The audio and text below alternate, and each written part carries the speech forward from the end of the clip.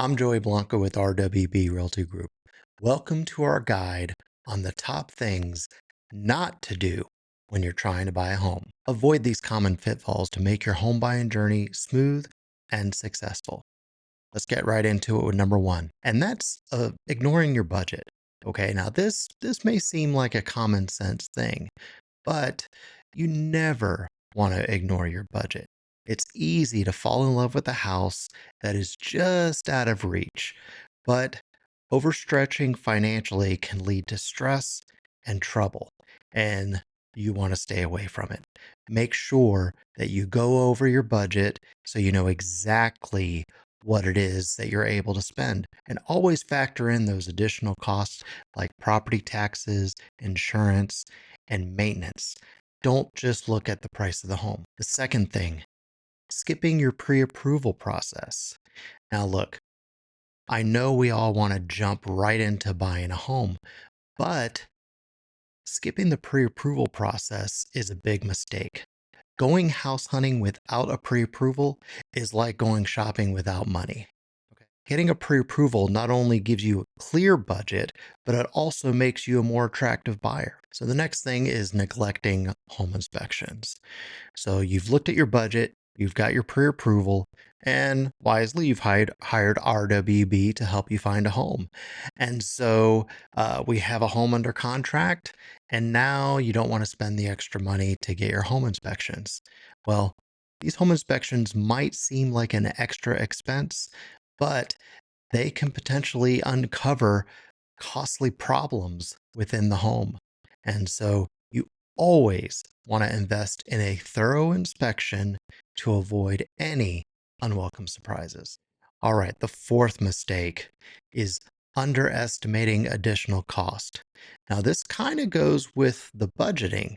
However, I have to say it again, you do not underestimate additional cost. From closing cost to moving expenses, the cost of buying a home can quickly add up. Even if you're doing a no money down loan, you're still going to have expenses that are associated with moving. So make sure you account for every possible expense to avoid being caught off guard. All right, the fifth thing, and we see this a lot, getting too emotional. Now, I always say the funny thing about houses is that there's one on every block. However, it's easy to get emotionally tied into a house. Uh, Buying a home is a significant life event, but letting your emotions override your logic can lead to poor decisions. Now, it's best to stay objective and keep your long term needs in mind. All right, the next is probably the biggest mistake I see out there. So, you've gotten your pre approval, you found a home, you've signed a contract, and we're on our way. And then what do? Well, you go out and buy that new car. Well, or you get a new credit card. This is a crucial mistake that we find some of our clients in. They take out that new line of credit or they uh, buy a new car. So this can drastically affect your credit score and, more importantly, your debt to income ratio.